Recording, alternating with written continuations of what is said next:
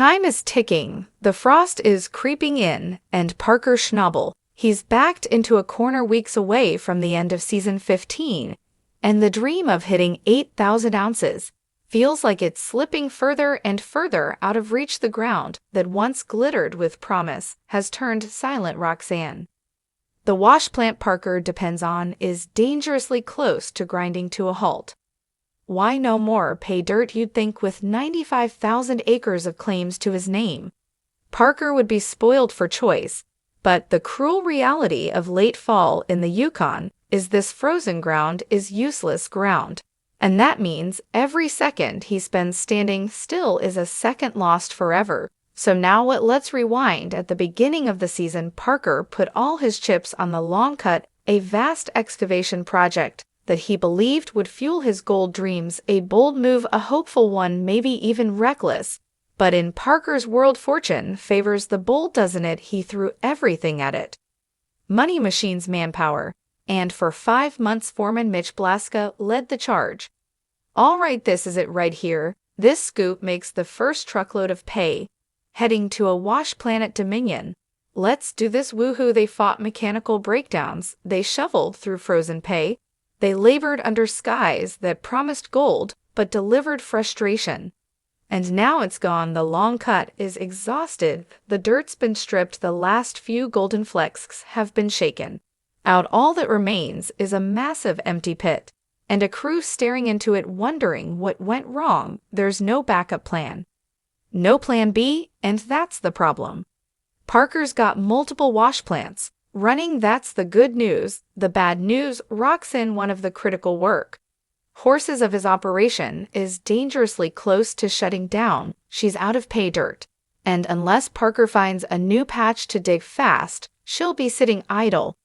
That's not just inconvenient, it's catastrophic. An idle plant means wasted fuel, wasted time, wasted money. Parker can't afford any of those right now, not with winter bearing down and his goals so far out of sight. It might as well be a hallucination. So where does Roxanne go next? That's the million-dollar question, or in Parker's case, the 8,000 ounce one. When all conventional paths start to collapse, sometimes the only way forward is backward. Faced with dwindling options and the clock working against him, Parker makes a decision he's never made before. Sure as hell looks like pay, I guess. We'll take a pan and see. Instead of hunting for fresh, untouched pay dirt, he shifts his focus to the past, specifically to the tailings, massive piles of earth left behind by miners who worked this land decades ago during the 1980s and 1990s. Back then, mining technology was rudimentary at best. The equipment was crude, the wash plants inefficient, and the methods far less precise than what Parker has access to today. Those miners captured some gold, sure, but they left plenty behind. They had no idea how much value might still be buried in the dirt they tossed aside. Now Parker is betting that the mistakes of the past could be the key to saving his present. If even a single gram of gold remains hidden in every few yards of that old material, it could be just enough to keep his operation afloat. The numbers don't lie at this point in the season. He doesn't need a windfall. He just needs something viable, something to keep the wash plant running, and the ounces coming. But like every desperate move, this one comes with a price, or rather a series of them. The tailings have been sitting untouched for decades. Time and nature have not been kind. Layers of dense vegetation have taken over the mounds of earth. Thick brush has overrun the site. Before Parker can even think about testing the material, he'll need to clear the area completely. No small feat when the season's end is fast approaching. It's a gamble, a long shot, and yet it might be his only shot. But Parker, he doesn't scare easily. He calls in Tyson, who shows up with a hungry excavator, ready to chew through the growth. The job: clear the land, dig up samples, and see if there's any gold left behind in this forgotten dirt. It's dirty, it's chaotic, it's uncertain, but what other choice does he have before Parker can commit Roxanne, the critical wash plant in his operation? On the tailings, he needs more than just hope. He needs evidence, cold, hard data. Without it, investing time, fuel, and manpower into reprocessing old dirt could be a financial disaster, so he takes the only logical step: testing. The crew sets up a controlled environment, using a mini trommel, a scaled-down wash plant designed for precision testing. Unlike the massive wash plants that devour dirt by the ton, this smaller unit processes limited batches, allowing the team to evaluate the gold yield with pinpoint accuracy. There's a threshold, a simple target: 1 gram of gold for every 3 yards of material. Hit that number, and it's green lights all the way. Rock sand can be redirected. The season, at least for now, can be salvaged, but if the yield falls below that, the entire operation will be deemed unprofitable and potentially catastrophic. The testing begins. 1 by 1 buckets of processed tailings are carefully panned. The dirt spins in water fill pans, creating swirling eddies of sediment as the heavier particles, if there are any, settle at the bottom. The team watches closely, trying to separate what's real from what's wishful thinking. I think there's going to be a bunch of golden tailings. If there is, it's great, because there's no stripping. They're thawed, and we need to get some money coming in, because we're going to be broke very soon. Parker stands nearby, not saying much. Every gesture, every glance carries weight. With each pan, the tension thickens. It's not just dirt they're sifting, it's the future of the season. Some pans glimmer faintly, offering the slightest glint of hope. Others come up empty, as if the tailings have nothing left to give. Still, the crew pushes forward, eyes trained on every swirl, hands steady, movements deliberate. Finally, they reach the last sample. A hush that settles in. The final batch is panned with the same precision, and when the process is done, the gold, if there is any, is gathered into a tiny plastic shot glass, a makeshift tool, yes, but in this moment it becomes the container of fate. Everyone leans in. Parker studies the contents, expression unreadable. For a second, there's still hope, suspended in silence. Then the verdict comes, and with it, disappointment. The test results are finally in, and they land with the weight of a sledgehammer. The recovered gold amounts to just 0.76 grams per 3 yards of tailings, a number that, while not entirely worthless, falls short of the one Parker needed to justify putting Roxand back into full production. It's close, painfully, infuriatingly close, but in mining, there's no reward for almost.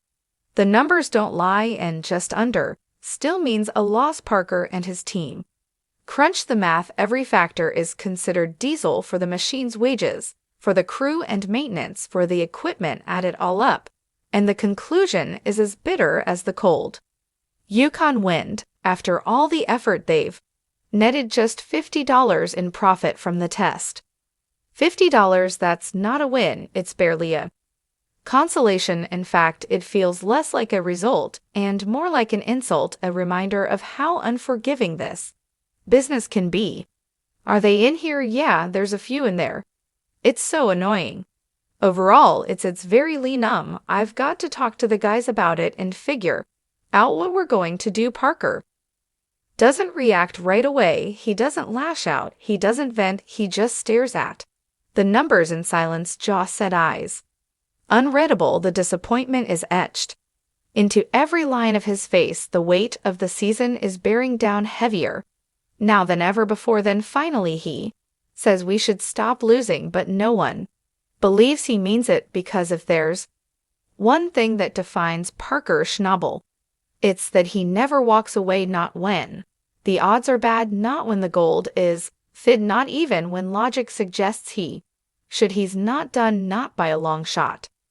This was just another setback in a season full of them. The failure of the tailings test stung, but it's not the first high-risk move Parker has made this season, and certainly not the most expensive. Just 5 weeks ago, with his main mining site at Dominion struggling to meet expectations, Parker made a bold and costly decision. He invested $2.05 million into 2 new claims, Gold Run and Sulphur Creek, it was a strategic pivot, driven more by necessity than confidence.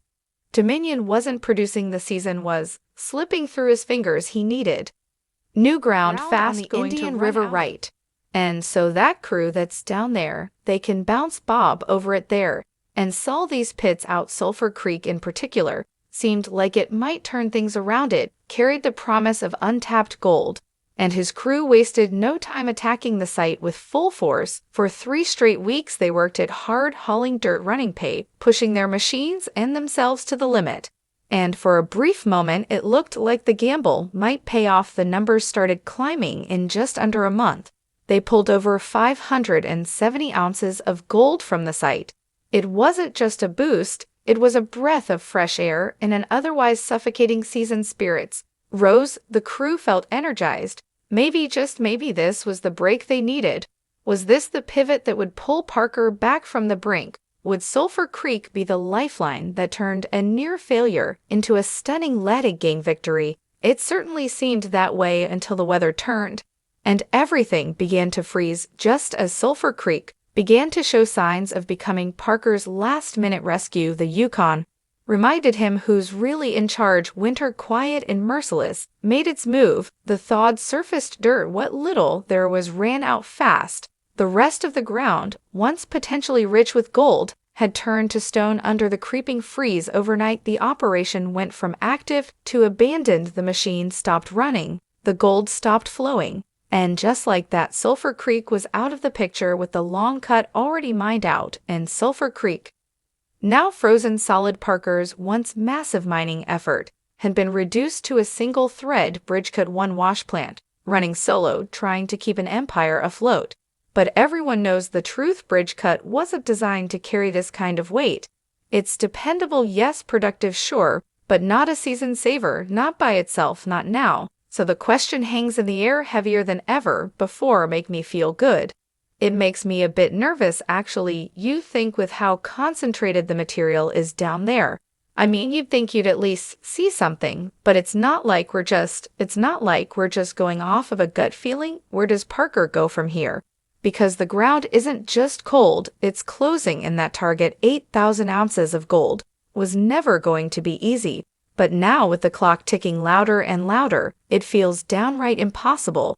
And yet the goal remains. It's the unspoken presence in every crew meeting, every strategy session, every long stare at the gold table. It hovers like a storm cloud, visible, undeniable, and ready to break. Parker is still thousands of ounces short. The season has moved into its final stretch. There are no extensions, no do-overs. Every single decision from here on out either closes the gap or digs the hole deeper. Time is no longer a luxury. It's a threat. Each day that passes without new ground is a day stolen by winter. Each misstep is magnified. And as the list of options shrinks, the weight of past decisions begins to press harder. Choices that seemed bold at the time now carry consequences Parker can't outrun. Most of the claims he owns have already been mined. The few that haven't are frozen beyond reach. He's cornered, boxed in by weather, by expectations, and by the unforgiving nature of the land. And yet through it all, Parker refuses to back down. He's still combing through maps, walking claim lines, staring down satellite data, anything to find that one last patch of ground. Because giving up has never been his style. But still, you have to wonder what happens if there's nothing left to find. You've got a lot more waste in here than we bargained for, huh? I bet there's probably 5T in here at least of waste, 'cause some areas down here, I've run into like 8 feet of that big coarse rock, right? Yeah. I don't know how long it's going to take you. You got a lot of gravel at the Dominion. Claim Mitch Blaska stands at the edge of a massive 20-acre hole.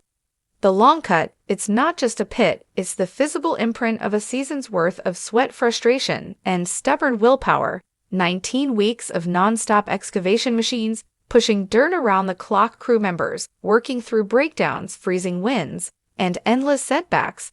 They gave everything they had to this one operation. Millions of dollars, spent thousands of gallons of fuel, consumed hours that can never be reclaimed. The machinery has gone silent. The gold count from the long cut has stopped climbing. And the only thing left to mine is perspective. The directive from Parker had been brutally simple: I don't care what it takes, get it done. So they did every bucket of dirt, every frozen inch, every machine repair. They got it done.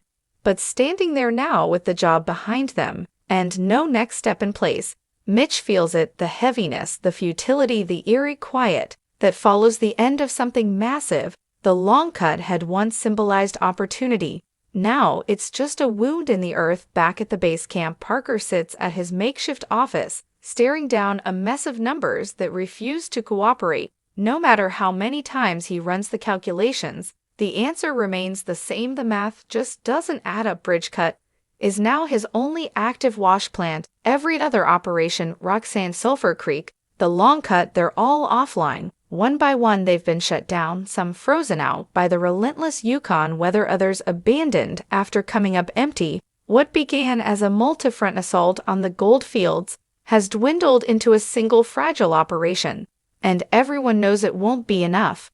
And we can't really afford to free anybody else up. Like stripping crew needs to strip, even if it's not going to make us any money this year. Can't the program totally bridge cut was never designed to carry the full burden of an 8,000-ounce season.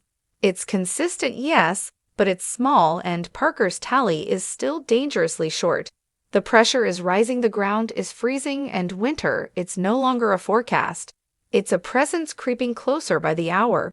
He thinks through the options. Could they try stripping new ground? Sure, but the dirt is rock hard.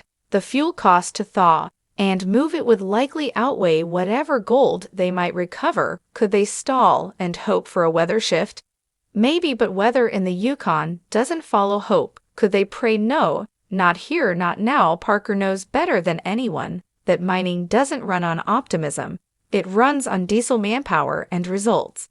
And right now all three are wearing thin. The road ahead is narrowing, and it's clear they're running on fumes. As the team regroups and weighs their next move, there's one question no one dares speak aloud. It lingers in the air, unsaid, but undeniable. Where do you go when everything you've planned has already failed? It's a question that carries a kind of quiet dread, because admitting you don't know the answer means acknowledging just how far you've already fallen. Mitch doesn't ask it. Tyson doesn't ask it. Parker certainly doesn't ask it.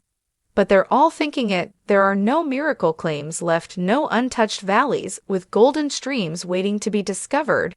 We've chopped off our access to the wash plants, and we got paid dirt, and it looks like it's all going to be frozen. Well, we got all the mud off, but all the gravel's frozen. The Yukon isn't a fantasy. It's real, rugged and cold in every sense of the word. It doesn't care how much effort you've poured into it, how carefully you've planned, or how badly you need a win. The land doesn't owe anyone anything, and now, with winter hardening the ground and tightening its grip, the Yukon's message is clear: you either find a way to survive, or you don't. Bridge cut was never supposed to carry the full weight of an entire season. It was the quiet contributor, the consistent understudy waiting in the wings, not the star of the show. It worked steadily in the background, pulling in gold without much fuss. But now, with every other wash plant shut down, it has become Parker's last standing operation, and the pressure is beginning to show. This plant wasn't designed for the scale of production required to close a multi-000-ounce gap. It's running longer hours, processing heavier loads, and bearing the full burden of Parker's hopes for the season. Every ounce recovered feels like a small victory, but also a reminder of how much further there is to go. No one says it out loud, but everyone on the crew knows it. Bridge cut alone won't get them to 8,000 ounces. The pace is too slow, the ground too limited, and the remaining time too short. It's buying time, not buying success. Each day begins with the same uneasy ritual, checking the ground, the sky, and every day it gets worse. The soil that was once soft enough to dig is now stiffening with frost. The mornings are colder, the sun hangs lower, and the air carries that unmistakable weight of an approaching freeze. The trucks take longer to start, the equipment groans against the chill, and the hours of productive mining grow shorter with every turn of the earth. Once the freeze sets in completely, the season ends. Whether they're ready or not, the ground becomes an impenetrable sheet of ice. The gold, if it's still out there, gets locked beneath layers of frost. the pans go dry, the engines stop, and every unmined ounce becomes a missed opportunity. Ripper in and see what we got. Hopefully, it's just compact driving on it. Know what that is. Parker isn't dealing in long-term projections anymore. He's dealing in days, maybe less, with the path narrowing and options vanishing. Parker is staring at a familiar crossroads. The safe plays have already failed him. Now all that's left are the wild cards, the unknowns. He could break ground in a new area, though it would mean moving heavy machinery onto unproven territory at great expense. He could revisit claims that were previously written off, hoping that anything was overlooked, or he could take an even bigger risk, pushing deeper into areas dismissed as too marginal, too frozen, or too far gone. None of these choices comes without consequence. They require fuel, manpower, coordination, and blind faith in possibility. Any one of them could extend the season just enough to make a difference, or they could waste what little time and money he has left.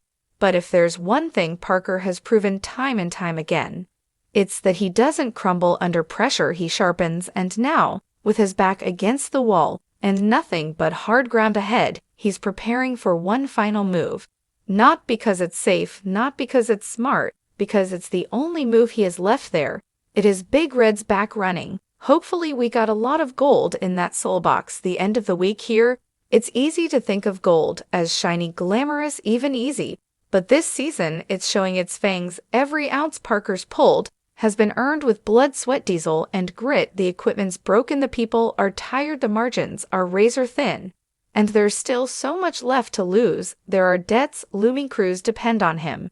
And that gnawing pressure to prove once again that he can outwork, outlast, and outsmart the ground. The cost of failure, it's not just measured in dollars, it's measured in trust. At night, when the machines are off, and the frost settles in, Parker reflects not just on this season, but on the path that brought him here. Could he have planned better, anticipated breakdowns, allocated resources differently? Sure, but hindsight doesn't mind gold. Regret doesn't pay wages. Reflection doesn't keep wash plants running. What matters now is what comes next. And Parker knows it has to be big. There's no more room for trial and error. Every move from here on out is a make or break hack decision. He could go back to Gold Run Test, that untouched claim, and hope the old miners miss something. He could chase rumors of gold-rich soil deeper in his own territory, strip frozen ground, and pray for a break in the weather. Or he could risk it all on one last massive excavation, pushing his crew harder, running his equipment longer, gambling every last drop of fuel on one final Hail Mary. Whatever he decides, it has to happen now. Because in the Yukon, gold doesn't wait. Will Parker's next gamble be the one that saves the season? Or will it go down as the move that ended it all? One thing's certain, the next few weeks will be brutal. The ground is cold, the margin for error is zero, and the clock, it's almost out of time. But if there's one thing we've learned watching Parker Schnabel over the years, it's this: he doesn't fold under pressure. So as the season barrels toward its final days, one question remains: can Parker find the gold he needs before winter buries his hopes for good?